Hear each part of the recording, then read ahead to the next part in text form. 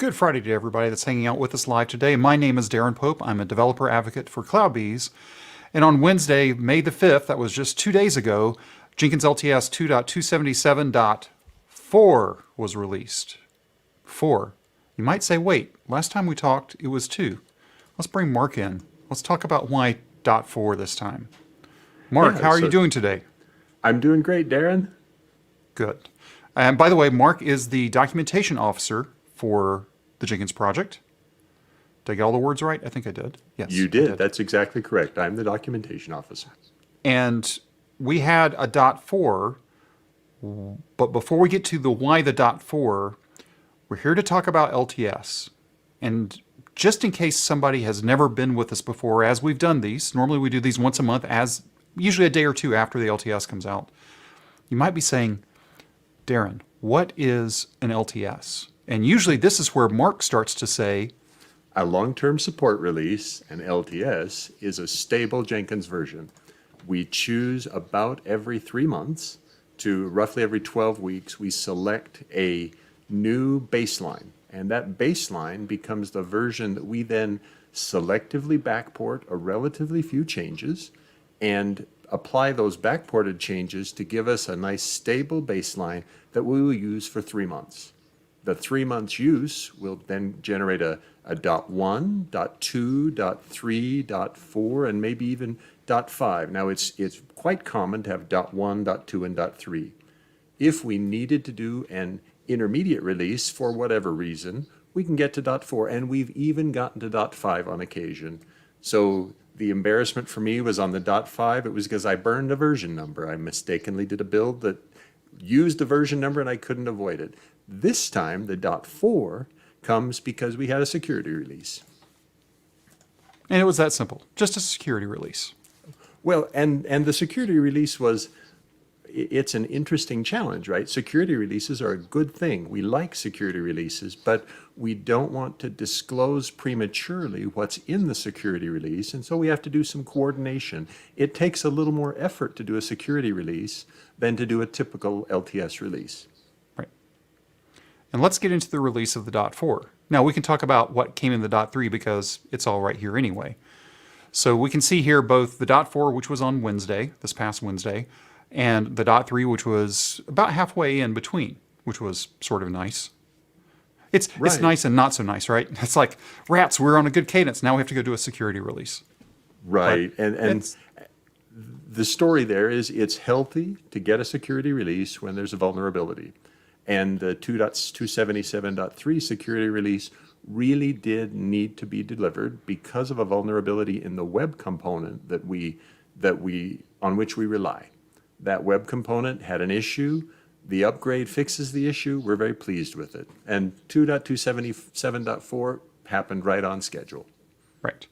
And let's take a look at, and by the way, if you are here with us live, over in the chat on the other side of the screen there, you can, if you have any questions today, you can go ahead and start asking them over there. If you wanted to say hi, you can say hi. .4. I have too many screens open on my side, so yes, .4. Let's talk about it.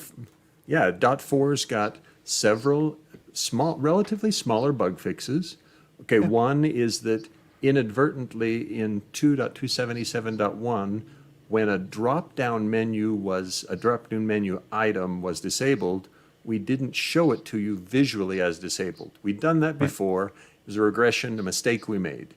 Likewise, the load statistics that's available to show how are your agents loaded on this particular Jenkins instance had a broken hyperlink for the small, medium, and large choices, and that got in the way. Not many people use that graph, but it's nice that it's working. And then a really nice fix from James Nord in terms of the current folder supporting new views. So views and folders are sort of two different but interestingly combined concepts in Jenkins. And in this case now, it allows you to, from the UI, readily define a view on a folder. Yeah. And the last one, you just sort of walked away from it. There was an upgrade for Xstream. I did walk away from it because this one's a little delicate for me, right? So Xstream was this important release, that important transformation that we did in 2.277.1, where we switched from an old security framework, a CG, to Xstream. And that work was an amazing amount of effort that Jesse Glick did. We're very grateful for it. But what happened was there was a change in the Xstream libraries that they delivered a new release, 1.4.16.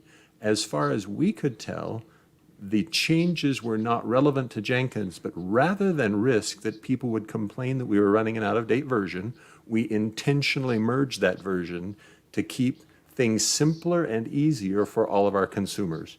There are plenty of organizations that run scans of Java code and look at the jar files that are inside. And by upgrading Xstream, we simplify their results. They say, oh, you're running the current version of Xstream. Yeah. Whether or not it affected Jenkins was much less important to us than, yes, let's keep their lives simple. Right. And that's what I actually wanted you to say. I was actually trying to back you into a corner just a little bit. Before, when we had the forked version of Xstream, and then we basically unforked Xstream, now it's simple to, even though the forked version was patched all the time and it was dealt with correctly, it was those scanners that were saying, hey, what is this? I don't know what this is. Exactly, and you described it very well. It's important to realize that in the current world of software, people are concerned not just about verified, tested threats, but also potential threats or risk of threat. And it's a valid concern. We want to be sure that as a software consumer, I have as many threats mitigated as I can. And this is a good chance to do threat mitigation. We're not aware of any issues in 1.4.15, but it was simple and direct and quick for us to upgrade to 1.4.16, so we did so. Yeah. Now, with .4 being the last of the 277 line, that means a new LTS is coming in June. That's exactly what it means. So the next LTS baseline has already been selected. The Jenkins developers community looked at the various choices of which versions of Jenkins should be considered, which not, and they've selected Jenkins 2.289 as the next baseline for Jenkins LTS. And testing has already started on Jenkins 2.289 to assure that it's ready to be the next LTS release in June. I'm trying to get back. Okay, there we go. Let's talk about one of the big things. And it's not big. It's not big as in Xstream or Spring Security or the other things that came in 277. But there is some chatter around it. So let's talk about it.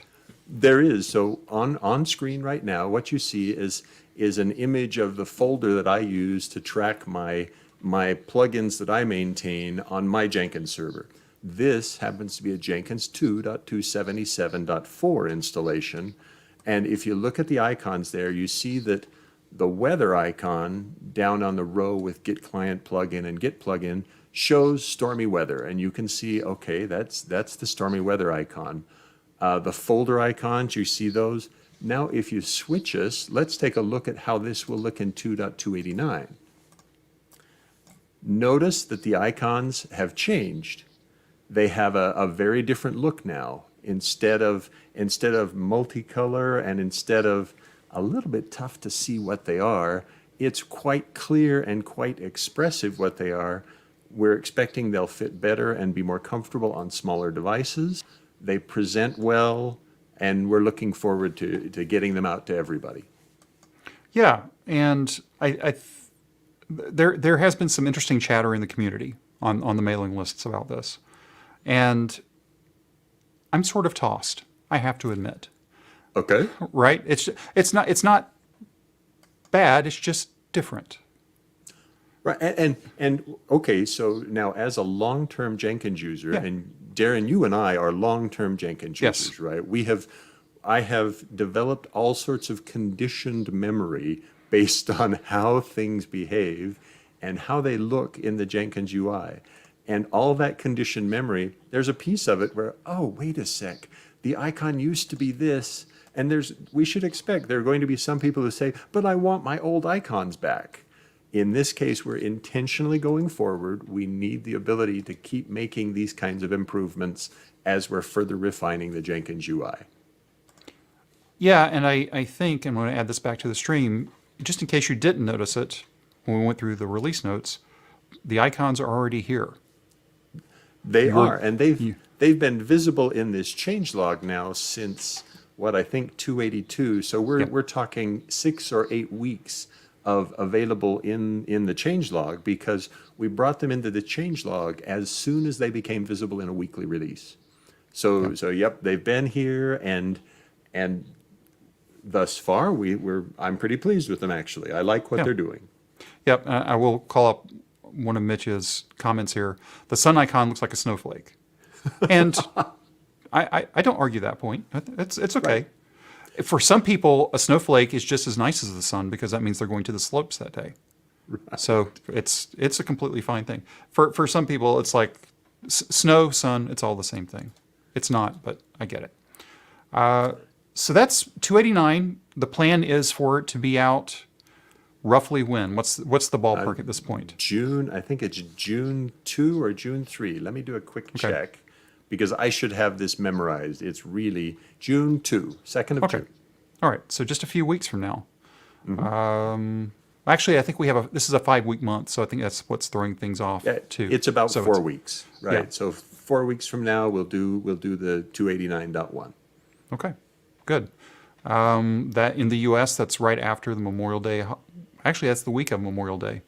It is, right? Are you sure you want to release it that week? No, I'm serious. Sure. Sure. What does time off mean to anybody that works in software, right? In this case, if we've had a really good experience actually with 2.277.4, we started with a new release lead. Beatriz Munoz took over as release lead for one release. So what we've been doing is intentionally rotating release leads. Tim Jacome, our release officer, led several releases. I did release lead for 1 or 2, and Bea just did one, and we're looking for another release lead. So we're intentionally rotating that, and I see no reason not to accept maybe we get a European release lead or a release lead from Asia who says, I'm willing to lead 2.289.1. It's a good exercise for people. It's a great way to be involved in the community, and learn all sorts of interesting things about what it means to release Jenkins to 250,000 or more users worldwide, knowing that within the first 1 or 2 weeks, 70 or 80,000 of those will have upgraded to the version you just delivered. That feels really insane, doesn't it? Well, okay, for me, prior to open source, I worked at a company that sold commercial software. Right. And we were proud if we delivered 1,000 units. If we'd sold to 1,000 customers, that was huge. And I don't even see 1,000 users in most of the things, because 250,000 is so much bigger than that. Yeah, I think the only other thing that you can think of in this time is a mobile application. That's the only other thing that gets to that kind of scale. Right, mobile apps, Linux kernel, there are, but it's really quite impressive, and it's quite a treat to be able to be involved in delivering something at that scale. Yes, all sorts of interesting. Yeah, let's talk about this one. I know no Friday deployment rules. I've lived in Friday deployments. I actually don't mind it. Deployment on the weekend is new. Yeah. Yeah, and for me, the risks and the benefits, it depends on the what, right? I have to think carefully. Some things where I'm very confident in the deployment processes, no problem. Others, I admit it, I may delay. So let's get back to 289 for just a second. So we know 289 is coming, planned June 2nd. Right. If people wanted to start sort of getting a little bit ahead and start preparing because they know they want to go ahead and get to 289, what should they start doing right now? So they could start right now with the 2.289 weekly. It is the basis for 2.289 LTS. If you start with the weekly, you can already test with the weekly Docker images, or you could download, install the RPM or the deb file or the MSI. any one of those from 2.289 gives you a really good first approximation of what will 289.1 look like. So we would love to have greater testing. Very grateful. We just had a longtime user who just started to get involved as an additional tester of 2.289 and has been reporting things that he's seeing or surprises that are being detected. So we love that kind of thing. This is the perfect time for people to be looking at 2.289 and seeing if they are surprised by anything at all. Is there anything else people can do? Maybe help keep their eyes open for any of the tables to divs changes that also showed up in 277? And that's certainly a good one. And that even helps the community now, right? Even people who are not doing 289, if you're on 277 and can assist other users as they're evaluating, hey, what do I do with tables to divs? We've certainly seen plenty of places where users were, oh, my system is broken, I can't save my configuration forms, what's wrong? And then, we ask them questions, clarify, oh yeah, I've got the Team Foundation server plugin installed, but I don't use it anymore. If I uninstall it, all of a sudden things work. Or, oh no, I've got this old outdated, in one case, an outdated GitLab plugin that's been long no longer removed, replaced by much better GitLab plugins. If I just get rid of that, things work. So sometimes it's just a matter of helping a user so that they understand what things they need to remove. Okay. So if you're wanting to start prepping for the LTS coming in June, grab the weekly 289. Don't grab the 290s. Don't just 289.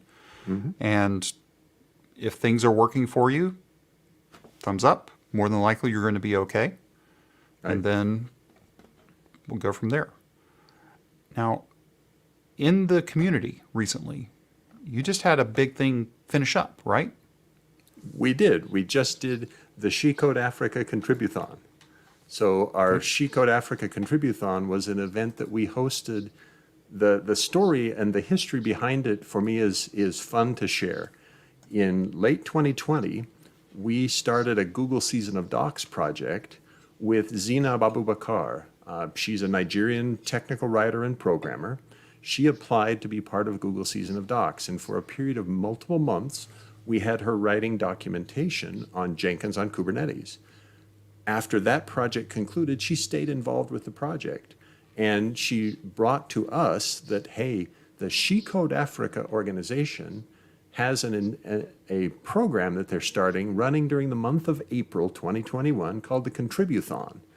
And this SheCode Africa Contributethon, what it does is they invite sponsor companies, sponsor organizations to fund SheCode Africa, and then SheCode Africa will pay women in Africa $500 if they will spend a month contributing to open source on specifically guided and mentored projects. So these, in our case, Jenkins had 5 women assigned to the project who for the month of April helped us with writing pipeline examples, creating pipeline documentation for arguments and for steps. We had, let's see, one of the pull requests has already been merged into a Jenkins core release. Others have already been merged into plugins. So plugins and core releases have already been affected by the work of these women. Now, these contributors had never contributed to Jenkins previously, and several of them had never used Jenkins previously. So in less than 30 days, we brought them from never used Jenkins to compiling plugins, adapting plugins, submitting pull requests against plugins. And we're thrilled with the results. Now, we just did a retrospective today and discussed all the things that went wrong. And we've learned from those. And the next time we do this will be even better. Cool. And we had the pictures up of the participants just a moment ago. Right, and deeply grateful for them. It's actually, I'm so pleased with what they did and what it was, how much fun it was to interact with them. We had mentors from Germany, from Switzerland, from California, from me here in Colorado, and one from North Carolina, all interacting with these 5 women in Africa, and Cynthia and Esther and Lucy and Onyinye and Sharon each had a different part of the project to which they could contribute, and they did a great job. We were really impressed. Now, in general, these are students or very recent graduates, and this was their first exposure to open source software development. So we were not showing them things they already knew, and yet they were able to adapt and adopt and get quickly involved. Very cool. And let's go from SheCode Africa to what's getting ready to happen, which is yes. which is pretty big, right? Actually, two things, if you think about it. Or is it? It is. Okay. No, it really is. It's two things. So the Continuous Delivery Foundation is hosting cdCon in June. So June 23 and 24 will be cdCon. It's a major continuous delivery conference. And associated with that conference, they've allowed us, one day after, they're handling registration for us for a Jenkins Contributor Summit. The Jenkins Contributor Summit brings together Jenkins contributors to discuss topics, to identify roadmap items. And this particular summit, we intend to bring in Jenkins users and invite them to share with the development teams, with the people who are working on it, what their experiences are. Past contributor summits have typically been developer-centered. We've tried to be sure we satisfy the developers, we understand what the developers want, and particularly Jenkins developers. This time, not only do we want to focus on Jenkins developers, we're also going to let Jenkins developers hear in the voice of Jenkins users what their experiences are in working with Jenkins, in getting value from Jenkins, and getting benefit from it. And again, this is happening right after cdCon, which I don't have a link for that. But what I'll do in the description right below the video, a little bit afterwards, I'll make sure I link to this page specifically. So if you want to register for the Contributor Summit, how much does it cost, Mark? It's free, no charge. Wait, what? No charge, that's right. It's free, gratis. Okay, well, there you go. So that'll be coming up after cdCon, and cdCon, I don't remember if there's a charge or not. I haven't I looked at think that. it's also free. I think this year that's also no charge. Do you want to live on the edge? Let's take a look. Yeah, cdfoundation.org.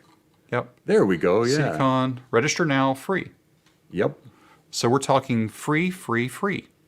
that's right. It's a US-based joke if you don't understand. It's okay. Even though I'm in the US, it still doesn't make sense. Do you even know what I'm talking about, Mark?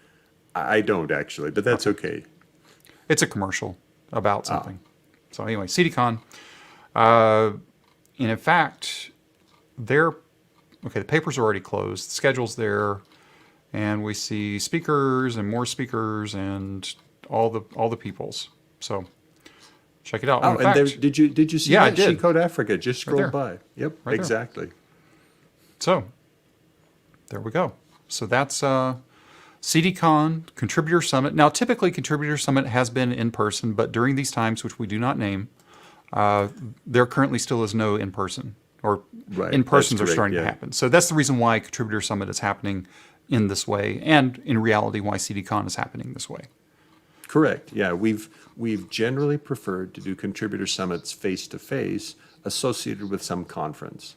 Yeah. Last year, for example, it was associated with FOSDEM. A few years ago, it was associated with Jenkins World. A few years before that, with other events.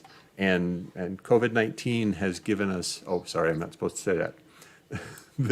The current situation has given us an opportunity to consider something different about how we do contributor summits, right? Whereas face-to-face is very powerful for interactions. People talk to each other and the conversations are very rapid and very powerful, but they are also exclusive in the sense that if you can't travel to the conference, you don't get to participate. We instead tried an online contributor summit back in February, and we're very pleased that we had contributors from Asia, from Australia, from India, from Europe, of course, also from the U.S., and even people interested from China and from Japan. So it gave us a different opportunity. We've had many registrations for the Contributor Summit. We're looking forward to more, and we're going to enjoy the benefits of being remote in that particular case. I don't think we'll ever go back to fully just in person. Yeah, that's what I'm seeing is we've become a little too good actually at doing remote work. And so we want to carry the benefits of remote work even when everybody's healthy and everything is fine. Okay. Anything else that we need to discuss today? Again, the .4, this is the last of this LTS line. Not a whole lot in there, thankfully. I mean, you get what I mean, right? I do. It's stable. Everything's good. It's the last of it. Now we're getting ready to head into 289, which will be the next LTS, beginning of June. And Contributor Summit's coming up. Again, I'll put the link in there. Also, the link to cdCon. I'll add both of those. Is there anything else that you need to add, Mark? Because we might make this one a little bit short because it's boring today, right? This is just a boring. Absolutely. This is a standard LTS release. This is the kind of calm and peaceful that we like. And we expect the same kind of calm and peaceful from 2.289. So those are good things, right? Long-term support releases, we would like to be long-term support releases. That is correct. Anything else to close out today, Mark? That's it from me. Thanks, Darren, for letting me be here. Thanks, Mark. I'm going to boot Mark out real quick here. And again, hopefully this has been helpful to you today. If you're watching it right now live, give us a thumbs up. If not, you're watching the replay. If it was helpful, give us a thumbs up as well. And if you haven't subscribed to CloudBees TV, this is where we do these monthly What's New in Jenkins LTS. If you haven't subscribed yet, do you mind doing that real quick? Just, right down over there. There's a subscribe button. Click that button.